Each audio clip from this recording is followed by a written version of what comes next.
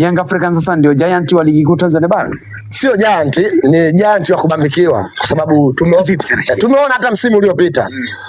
Wamegundua mechi na TRA ni ngumu kwa sababu ile ni mamlaka ya mapato. Mliona kina nani majukwani? Mliona viongozi kutoka serikalini kwa ajili ya kutoa maagizo, tumetuma mshinde hii game watu wanaitaka. Tumeona mechi na JKT, mlimuona nani jukwani? Ushawahi kumuona mechi ya Simba anakuja kila sisi mechi ambayo Simba ndio matokeo? Sisi hatutegemei hivyo vitu. Kwa hiyo wao wanategemea ndio hivyo vitu, na ndio maana wanakuambia kwamba wao majanti na wataendelea kuwa majanti, lakini kuna sehemu tutawauliza ujanti wenu umeishia wapi? Yaani nafika wakati tutaanza kuulizana, vipi wewe si giant? Utaanza kuuliza. Lakini pia nimeona taarifa zao ujanti tutaenda kuishia pale kwenye ujenzi wao. Wamesema tunajenga nini mimi? Gorofa. Wamesema jenga gorofa. Gorofa. Sehemu gani kwani? Pale kwao. Pale Jangwani. Tunaenda kunya tena. Sio Jangwani, wanaeneo pale. Nani? Kariakoo eneo Kariakoo. Mitaa Jangwani. Mitaa Jangwani ndio. Kwa sababu kama mitaa Jangwani tutajua kama mitaa Jangwani au mitaa gani. Lakini mniambie kwanza ni maeneo gani? Mimi nataka nijue kitaa iko. Tunataka kufanya jambo letu. Nataka muende tena. Walitangaza wanajenga uwanja. Sisi tukaanza kunya pale pale. Ule uwanja ukafa. Wametangaza wanajenga nini?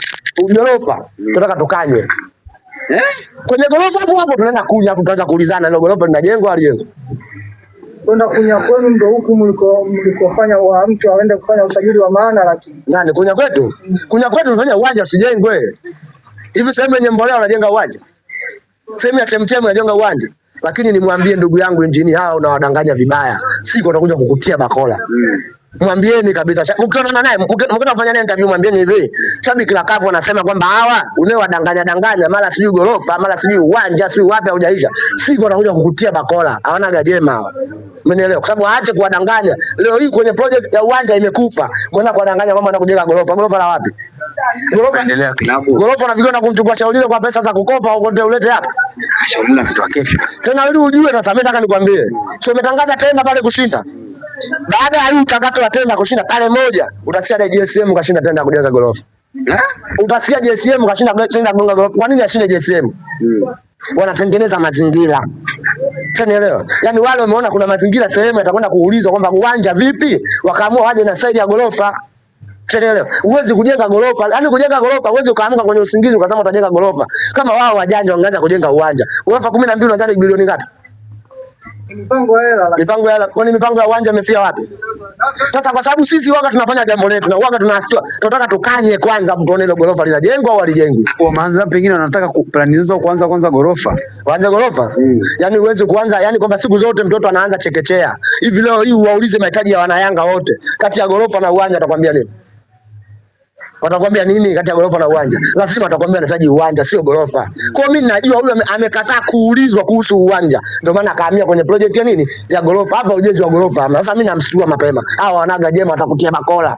Matokeo ya uwanjani bora ungeacha baki matokeo ya uwanjani tu. Lakini kwenda kwanza fanya masuala ya kuwadanganya kwenye maendeleo alafu maendeleo hayaonekani. Huo ni unafiki. Na ndio maana nikasema kabisa ukienda kwenye tenda yenyewe ikishamalizika utasikia JSM kashinda tenda. Alafu kuja kuambia kwenye mchakato wetu wa tenda ili gorofa kila mmoja atachukua 50% milele maisha yeye na watani zake. Sasa unaona ni maendeleo ya timu. Hayo sio maendeleo ya timu. Na maendeleo ya timu hayapatikani kwa mfumo wa kudanganya watu. Semeni ukweli, sisi hali yetu ni ngumu. Timu ina madeni mpaka chooni. Kwenda vikona vyote kwenye mahoteli huko. Ukiingia tunalipia chooni, wanadaiwa Serena. Wanadaiwa vyo vya Serena. Wakienda na kunya bure halipi. Tena tukisema aibu unaenda kuambia watu wanataka kujenga gorofa gani? Wanakunya bure kama nyinyi mlivyokunya Jangwani. Sasa pale si chooni. Wewe leo unaenda kunya Msimbazi. Hivi Msimbazi pale unavua nguo unakunya. Lakini mimi naenda Jangwani nakunya na wala mtu atakayeniuliza hamna. Nataka tukanye na kwenye gorofa lao ili lisijengwe. Lakini nyinyi hamuna ofisi, wao wanazo ofisi. Ofisi gani? Simba ina ofisi. Simba ofisi inayo. Makao makuu ya Simba. Makao makuu hapo Msimbazi. Makao makuu ya Simba yako Msimbazi. Tena tuko mjini. Ndio zilipo ofisi za Simba. Kwa swala kuwepo ofisi ni mahitaji. Leo hii kuna kiongozi kama Musaza Mangungu akakaa kwenye kelele za Kariakoo. Yaani kwa nataka mimi nakwenda za shabiki la kafu na kwenda kwa mwenyekiti wangu. Yaani baada ya kusikiliza mwenyekiti nianze kusikiliza kelele za Kariakoo. Buku 2, buku 3, buku 4 hapa. Lazima niende sehemu tulivu. Kwa hiyo Simba ofisi zao ziko sehemu tulivu ambazo unaona kabisa hapa ukikaa mnasikilizana. Hawezi kuona kelele Kariakoo. Wao wameenda kuweka ofisi zao kule Bondeni. Tunajisaidia sisi chooni. Kule sio ofisini, kule chooni. Kwa unaweza kuwa na ofisi polini namna ile. Tena wamedanganya pamoja na vitimi. Wanangoja nini? Ili ujue kwamba kule sio ofisini. Kariakoo leo unaweza kusema ni mjini. Sisi jengo letu limepangishwa. Hata kama likipangishwa kwa 2000, waambieni wao wapange kule kama wafanya biashara. Unataka kuniambia Yanga wako shamba, Simba wako mjini? Ndio maisha halisi, sio shamba. Kule wako bwawani. Kule sio shambani. Shambani ya Kilisi kuna mazingira mazuri. Kule wako bwawani, sio shambani. Na ndio maana unakuta kule hata kama leo hii uwapeleke wateja wakapanga wanaenda kuuza nini? Unaenda kumuuzia nini mtu pale? Kwa haraka haraka biashara gani unafanya pale? Labda biashara uchukue mifugo yao, jenge bwawa pale, akija mtu muuzie mmoja mmoja. Labda uchukue wale vyura, utengeneze bwawa vizuri, alafu uje kuwauzia mmoja mmoja. Na ndio kidogo akilio mimi nilikuwa na tathmini. Kwa nini engineer asijenge bwawa tu pale? Kwamba aachane na masuala ya kujenga magorofa na nini, achukue bwawa atengeneze ili aendelee kuuza mifugo apate hela, masuala mengine aachie wenyewe, watajua wenyewe. Kwa hiyo pale unaweza ukafanya biashara ya haraka haraka ni bwawa, lakini nenda Msimbazi, simu utauza, sio nini utauza, kila kitu utauza. Bana, kuna moja kati ya kauli ambayo imeshika kasi Tanzania kwamba Young Africans huenda kuna mchezaji wao ambao yuko upande wa pili huko anafanya mazoezi kila siku. Tulione hicho alikifanya dhidi ya Selemani Mwalimu, kaenda Wekundu Msimbazi. Na sasa Young Africans wapo mbioni kumwinda Libase Geye. Libase Geye ni mchezaji na mchezaji ni maisha popote. Ushanielewa? Tushawahi kupitiwa na wachezaji aina ya Libase Geye ni wengi kabisa. Kwa sababu Chama mwenyewe alikuwa Libase Geye vile vile. Kwa nini Chama sijakuwa naimba kama Libase Geye kama anavyoimba sasa hizi? Umenielewa? Nixon alikuwa Libase Geye vile vile. Umenielewa? Kwa maana yake sisi kuwa na wachezaji ambao na madaraja makubwa na kwenda Yanga ni kawaida, kwa sababu Simba ndio chuo cha mpira. Kwa chuo cha mpira kiogopi kuuza mchezaji. Kwa kama Yanga wanamtaka wasipate tabu ya kutaka kuiba, kufanyeje, waje tu pale bana, weka mzigo mezani, unamtaka mchezaji huyu utawauzia. Sisi tuna shida.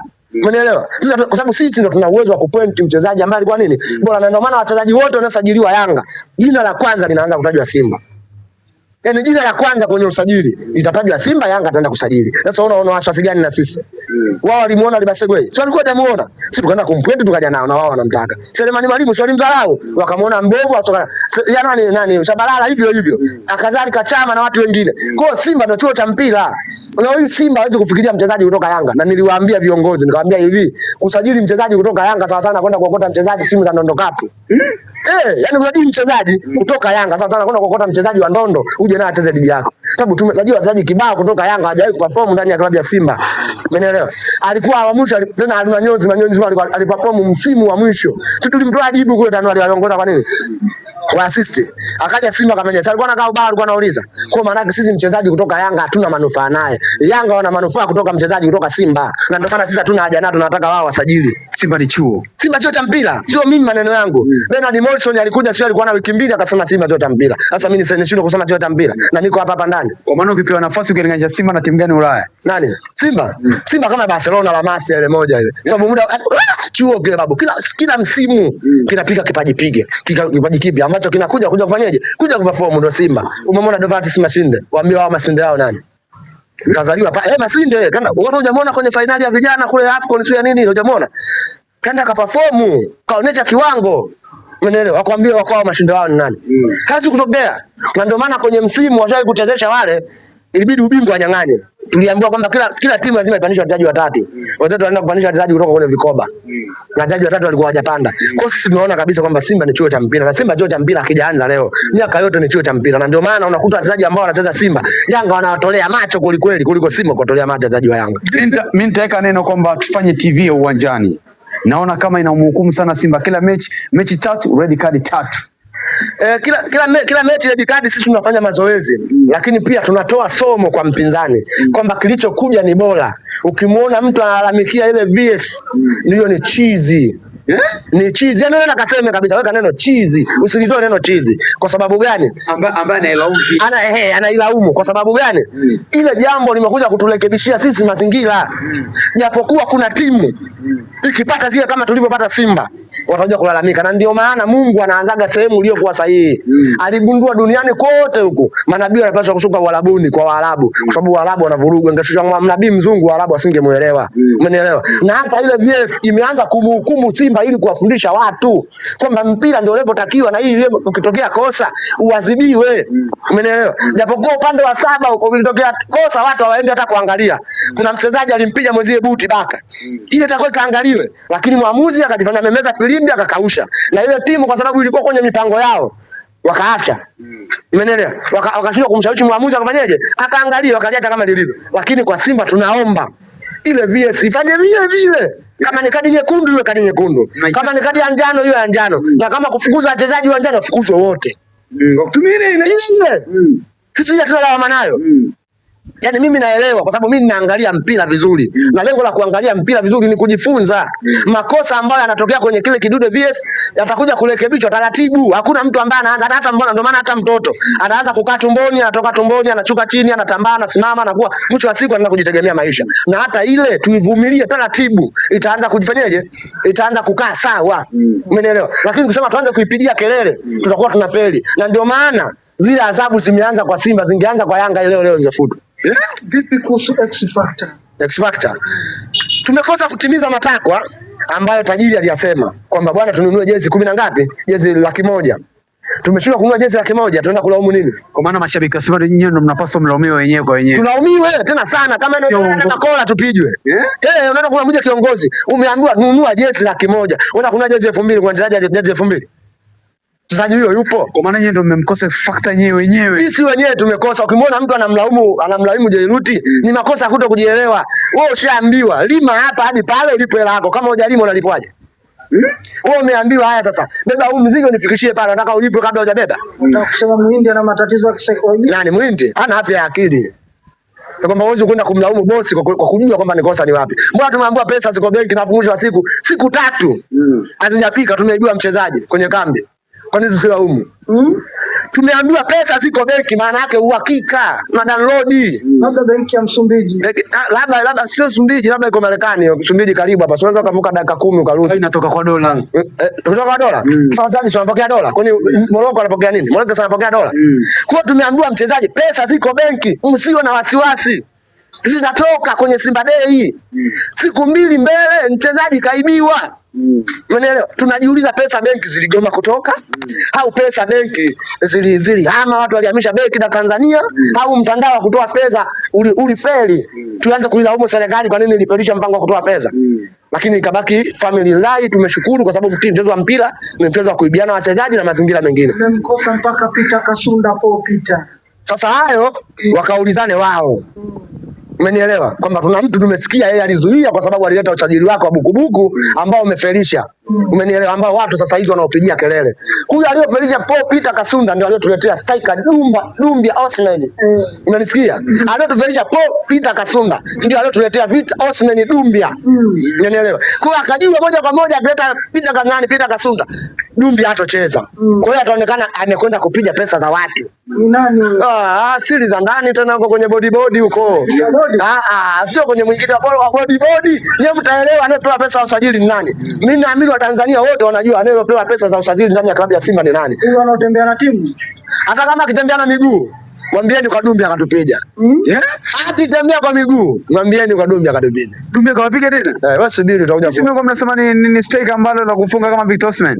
Sasa Osimhen mwenyewe miguu yenyewe kama anataka hata uloto ana. Ile miguu haina uloto ile. Ushirikiano mdogo kwenye miguu unaenda kujiita Osimhen wa wapi?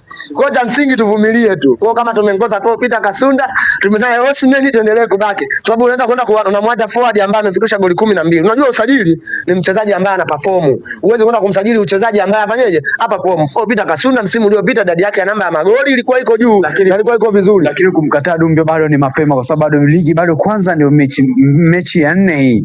Sasa wewe unaambiwa safari unaenda na Ngurukuru. Ushanielewa? Umepanda gari hata ukifika Kisemvule bado gari yenyewe imeharibika. Utasemaje mapema sasa? Unataka ikaribike wapi? Tena afadhali wewe umeharibikia mjini mapema asubuhi. Ilishadogo tufukuzane. Ingeharibikia mjapanda huko. Singeanza kulaumiana mnakaa polini, ndio maisha ya polini haya. Mmekaa polini wiki 2, gari hazipiti, nyewe mmebaki na gari yenu, vifata kilomita zaidi ya 400. Mpaka mnakuja kurudi mshaliwa na Simba sana tu. Ndio masuala haya ya Dumbia. Kwa sisi tunaamini kama ni mchezaji kwa sababu kaja mchezaji na tuweze kumzuia mtu riziki. Unajua Dumbia akapata riziki kama alivyopata wachezaji wengine. Kama unajua Jobe alipata riziki Simba. Fred funga Kublan alikuwa kidogo afadhali naye alipata riziki. Naye Dumbia akapata riziki. Unajua Mungu anakupa riziki kutoka popote ulipo. Tofauti wa Dumbia na Omar Jobe. Utofauti wao Dumbia ana kichwa kikubwa, Omar Jobe ana kichwa kidogo. Lakini style ya uchezaji ni ile ile. Mchezaji hata control hana. Simba anataka mchezaji hata control hana. Yaani hata control mpira hawezi. Tunatafuta nini sasa kwa Dumbia? Umeelewa? Lakini kwa kuwa ni mchezaji wetu, hata tumpe motisha aendelee kucheza mpaka pale tutakapoona kwamba muda wa usajili umefika, tutafute namna ya kufanya. Lakini kwa sasa hizi kwa sababu ni mali yetu, hata tuvumilie kwa sababu tuna wabovu wengi ndani ya Simba, lakini tunao mpaka sasa hivi. Swali la mwisho, kati ya Peter Shaulile na Dumbia, ni striker gani ambao utaondoka nao kwa uwepesi kukufikisha kwenye nchi ya hadi ya klabu bingwa barani Afrika? Nitaondoka na Dumbia kwa sababu kijana nitampata sehemu ya kukaba. Unajua Dumbia Peter Shaulile na ngoja kwanza kwenye masuala ya Dumbia na Shaulile, Dumbia atabaki kuwa juu. Unaelewa? Dumbia mimi naweza nikamweka hata beki akacheza. Shaulile anaanza kucheza hata beki. Anaanza kucheza hadi beki. Mchezaji anasubiri magoli mpaka watu wajikade. Sibora hata Dumbia hajafunga, useme kwamba huyu ni mbovu hajafunga. Usingoje mchezaji wako mpaka ngoja kwanza. Ile Shaulile goli alilofunga na Mungu umeliona? Yaani yule beki wa Namungo, yule mikwaju na ningempeleka kwenye TAKUKURU akaulizwe ile goli alifungwaje. Umeona mechi na JKT ile goli alilofunga? Mtu amevizia kaja mbazi vile. Imekutana na ndio imekuja kungonga hapo hapo. ndio striker anavyotakiwa. Usisubiri magoli mpaka watu wakupe zawadi. Onyesha ubora wako na nimekwambia mimi nataka nikwambie kitu kimoja. Wataanza kumlaumu sasa hivi. Achukui muda ataanza kumlaumu. Kama akai kwenye nafasi kuna watu washaanza kusema bora acheze usazi wao. Una usazi umemsahau. Hivi msikiti wako kwa Mtolo anaitwa. Ngoja kwanza kaenda kucheza mpira msikiti wako kwa Mtolo kama jana nani yule. Kuyoshe. Unajua kama swala ya kwenda kuchukua maimamu wacheze mpira ndio masuala haya akaenda kuleta kina Dumbia ujue. Yule imamu ujue. Yule imamu wa msikiti wa Katoro wanamuita Benzema. Benzema wapi? Jina lake anaitwa Shehe. Yule Shehe alikuwa imamu wa msikiti wa Mtoro. Yule injinia ndugu yake kaenda kumchukua. Wewe umemuona? Sasa ngoja kwanza mnaimwimba Dumbia. Yule tukacheza Dumbia kaza ligi wapi? Dumbia tukacheza ligi ya Mali. Mnamuita Galasa yule kaza ligi wapi? Sio mtuambia kaza ligi ya Saudia na Ronaldo. Ronaldo mtu ambaye anacheza na Ronaldo atuna kufunga. Anakalia mbao kila siku aonekane. Na nimesikia kwamba kocha ameambiwa huyu mchezaji asicheze. Za ndani hizo. Mimi nataka niwaambie gongo wazi. Mchezaji wenu ameambiwa asicheze. Chetula ameambiwa kabisa bwana wewe usicheze. Kaende msikitini tu. Kaende msikitini. Na ndio maana ukisikia sana nini wewe wa kwanza na wai. Hata kama mpira unacheza utakutana na wai mapema. Anaenda kuswalisha. Yule Shehe. Kwa yani Dumbia, Chetule, kuna mtu anaitwa Ngoma, maana Ngoma alikuwa mmoja tu Tanzania aliwahi kufika Ngoma. Tunemfahamu Fabrice Wamba Ngoma. Yule Ngoma mwingine Ngoma wa Mchongo. Unanielewa? Kuna siku na beki wao ameenda kumchukua ile beki wa kutulizia mabema forward mipira. Yule ataenda kucheza kwa bibi yake, ngoja anaenda kucheza akimaliza msimu wao nusu msimu akamaliza mshahara. Wale ndio wachezaji ambao tunafanyaje? Kwa ile dirisha hili tumepigwa. Kwa kwenda kumsema Dumbia peke yake tunamkosea adabu, afu kuna Shehe awamsemi wanamkosea adabu.